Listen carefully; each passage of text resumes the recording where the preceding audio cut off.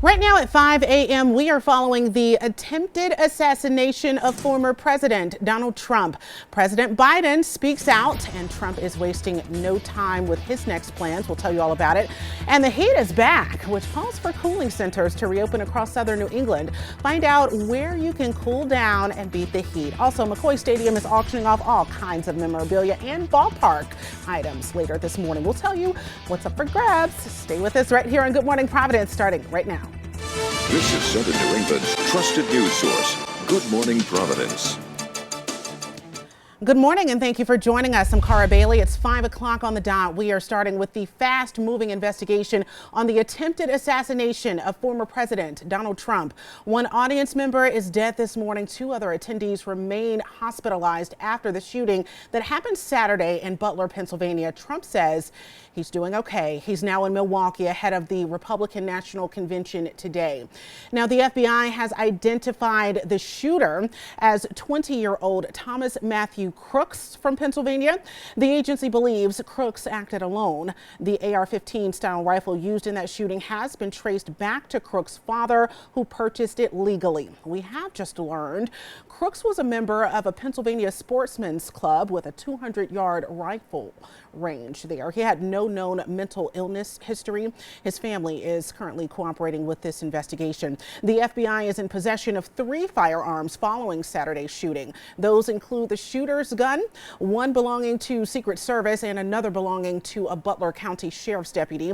The FBI also found suspicious devices in the shooter's car and home. Still no word on what exactly the devices are, but bomb technicians have rendered them safe.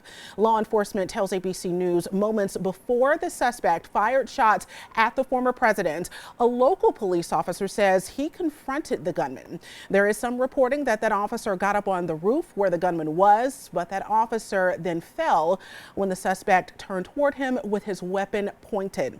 Authorities believe the shooter then turned back and started firing at Trump. Sources tell ABC News that a short time before the former president took to the podium, local authorities were already alerted of suspicious activity on the outside of the perimeter, and they were already in the process of looking for a suspect. I am aware that law enforcement had responded to a number of reports of suspicious activity. Investigators are now trying to figure out how the suspect made it up to the roof. The shooter was located fewer than 400 feet from the podium. The Secret Service snipers, who were part of the team responsible for protecting Trump, were perched at a number of elevated locations themselves. Photographs and video captured precisely where they were. You can see those locations on your screen. Law enforcement sources telling ABC News the Secret Service sniper faced a harrowing split-second decision. Meanwhile, President Joe Biden is pushing for unity as Republicans vow to press ahead with the Republican National Convention in Milwaukee. Good Morning Providence reporter Josh Kerman is joining us live in our newsroom right now with more on what security measures will be in place there today. Josh? Cara, the security plan for the Republican National Convention isn't changing after Saturday's deadly shooting at a rally for former President Donald Trump. Now, the U.S. Secret Service says it is fully prepared to ensure the Republican National Convention will be safe this week. The convention starts today and runs through Thursday. We've worked together over that 18 months to develop operational security plans for any and all aspects of security related to this event. We're not anticipating any changes to our operational security plans for this event. Donald Trump arrived in Milwaukee, Wisconsin Sunday ahead of the convention. Trump walked down the plane stairs and about midway pumped his fist as he got into an awaiting vehicle. Now, he was initially going to delay his arrival in Wisconsin by a couple of days, but changed his mind. Trump wrote on his Truth Social account Sunday he would not allow what happened to change the RNC's schedule. Trump also says his speech today is going to be, quote, a whole different speech now in light of Saturday's shooting. Now, the gathering of more than 50,000 attendees, including an expected 2,400 Republicans delegates, is expected to stick to its original programming. Trump is expected to be officially nominated as the GOP nominee on Thursday. In the newsroom, Josh Kerman, ABC 6 News. Thank you, Josh. Now, looking ahead to his attendance there, Trump's CT scan has come back clear.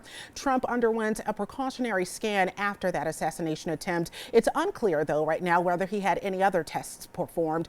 The former president was shot in the right ear. Pennsylvania Governor Josh Shapiro says Corey Comparator was killed at that rally, his family posting tributes online. Shapiro says the retired firefighter died protecting his family. 2 attendees also remain hospitalized this morning. Governor Shapiro has ordered flags to be flown at half staff in honor of Comparator. Now, Trump has started a GoFundMe page to raise money for the victims as well. So far, take a look. It's raised more than $3.5 million. That's the latest. Trump's campaign issued a statement that says the former president authorized that account so that people can financially help the families of those wounded or killed during that rally. Now, at the White House this morning, President Joe Biden and Vice President Kamala Harris will receive an updated briefing from Homeland Security and law enforcement. That briefing will be closed to the press, but we will keep you updated as we learn more about this ongoing investigation. Our continuing coverage of this breaking news continues in our next half hour. Your current time is 5:06 this morning. Let's bring things back home. We've got a little bit of heat, a lot of bit of heat coming actually. We've got Christina Schauhoop also. She's here with us this morning so you can plan your day. What have we got on the way? Well, I'll tell you this much, Carl. Looking at the two of us, we're like yin and yang this morning. You're wearing white, I'm wearing black, and I have to tell you, you did it right today. Do as I say, not as I do. Light, loose clothing as you're heading out the door, because guess what? We're going to be back in a heat advisory again. It's like rinse, repeat, but kind of without the rinsing. Let me take you out to a look at Providence, or from downtown, I should say. Beautiful shot this morning, although a little bit hazy, and that's basically what you're going to get throughout the day. Now, we did have a couple showers scoot through overnight, little rumble of thunder back up across the state line into Massachusetts, but overall a very quiet start to the day here. Temperature is already around 70 in Providence, not that we got all that much cooler. 74 right now as you look a little bit further back toward New Bedford, 73 and all the way out in Falmouth, and then you head back to Newport and you're at 70 degrees. Later today, though, say goodbye to the 70s. We're going to be in the low 90s in the city proper today, and guess what? It's going to feel much further like it's closer to the mid 90s or even triple digits at times. So there it is, the heat advisory. I'm going to tell you how long that heat advisory will last and where we could see some more potent thunderstorms. That's coming up in just a few minutes. 5:07 is your current time. We're taking a look at traffic this morning. Here's what it's looking like on the 146 as we kind of peer through the darkness this morning. Still waiting on that sunrise. It'll be up in just a little bit, but so far so good on the roads. They're looking clear, at least in this area. We'll take a look at your drive times if we can right now. We're doing good here as well. 29 minutes on the southbound 95 between the S-curves and Providence Place. 8 minutes. That's still a good time. Maybe a minute slower than usual, but nothing that's going to make or break you on this Monday morning. That's as you head southbound on the 146 between 295 and 95. 5:08 this morning. Providence officials are getting ready for this week's heat advisory as well. Mayor Brett Smiley says with high temperatures and humidity forecasted between today and Wednesday, it's important for residents to be cautious. Cooling centers will be open throughout the advisory. Public pools, splash pads, and water parks in the city will also be open from noon until 7 p.m. Also in response to the heat advisory, some cooling centers are set to open today in Massachusetts. YMCA South Coast is opening 4 different locations, including in Fall River and New Bedford. Take a look at your screen. We've got those locations listed for you. All of those centers will be open today through Wednesday from noon until 5. Now, if you were looking to own a piece of the Pawtucket Paw Sox history, you're going to get your chance. City officials plan to begin auctioning items from the old McCoy Stadium this morning at 8. You can bid on things like signs, seats, menus, posters, even the scoreboard. Now, all of the proceeds will be going to several local charities and the creation of a park dedicated to longtime beloved Paw Sox owner Ben Mondor. The auction will run until July 26th. And if you'd like more information about where to bid for these items, you can head to our website. That is abc6.com. Coming up on 5:10 this morning, today Governor Dan McKee will deliver remarks at the Quonset Business Park as they will be hosting a ribbon cutting ceremony for 3 new infrastructure upgrades. Now, the projects will streamline rail freight handling at Quonset by creating a more efficient transportation network, providing increased capacity for business growth and job creation. The ribbon cutting and remarks will be at 10 this morning.